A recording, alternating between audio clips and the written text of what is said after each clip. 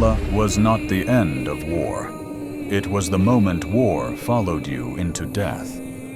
Most people imagine Valhalla as relief, a final reward after pain. But the old belief never described rest. It described continuation. If Valhalla was meant to be paradise, why were warriors expected to wake every morning and train?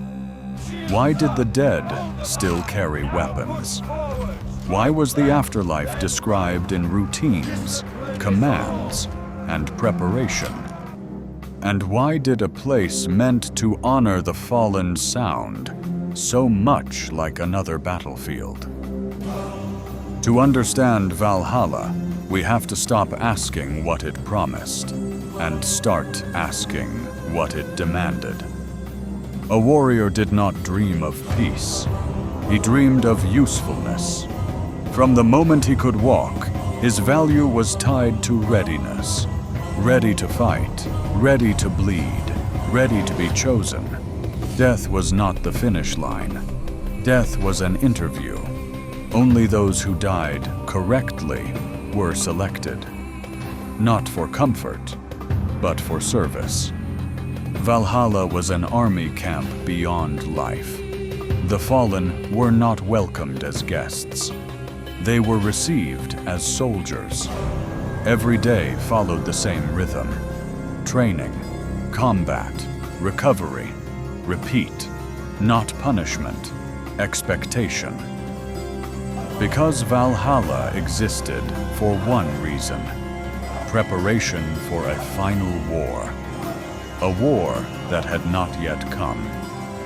And that uncertainty mattered. Imagine dying young, believing your suffering had meaning, only to wake and realize you are still waiting, still drilling, still fighting, still preparing. But for what? Back in life, this belief shaped choices quietly. A warrior did not ask if a battle was necessary. He asked if it was worthy. A small fight still counted. A reckless charge still counted. But dying slowly did not. Living carefully did not. The fear was not death. The fear was dying without purpose. So men chased danger even when strategy said no. Because Valhalla did not reward wisdom. It rewarded readiness. Stories reinforced this. Around fires, no one spoke of long marriages or calm winters. They spoke of final stands, last wounds, moments where someone proved they were useful until the end. Even survival carried suspicion. If a man lived too long, people wondered what battles he avoided. If he avoided battle, people wondered what waited for him after death. And beneath all of it was a silent pressure. If you die and are not chosen, you don't just lose glory. You lose assignment. Those who did not reach Valhalla did not train. They did not prepare. They waited. Waiting was the true horror. Because waiting meant irrelevance. Valhalla promised certainty in a violent world. Not peace, direction. You would always know what was expected of you. Fight, fall, rise, fight again. But certainty has a cost. What happens when a man begins to wonder if endless readiness is a trap? Some must have asked it quietly. After centuries of training and death, would the final war ever arrive? And if it didn't, what were they really preparing for? That doubt was dangerous, because belief only works when it is never questioned. So the system fed itself. More battles created more dead. More dead reinforced the story. The story justified more battles.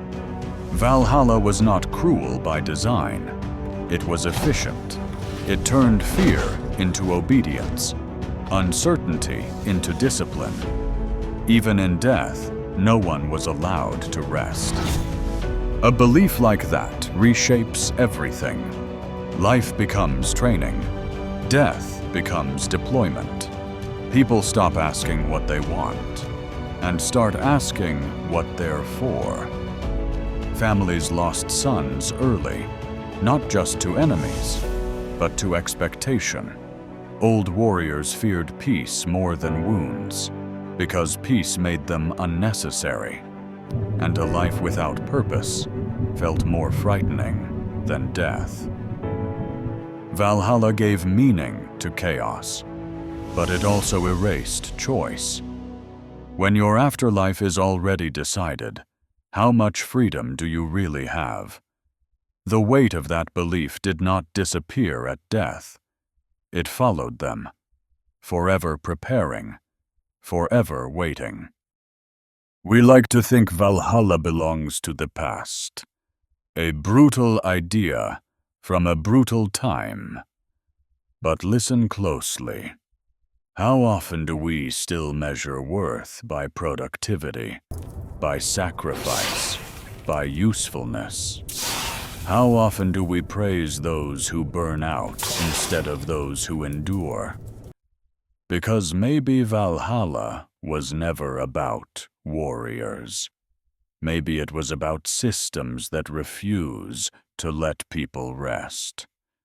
And maybe the question was never who gets into Valhalla, but who benefits when even the dead are not allowed to stop.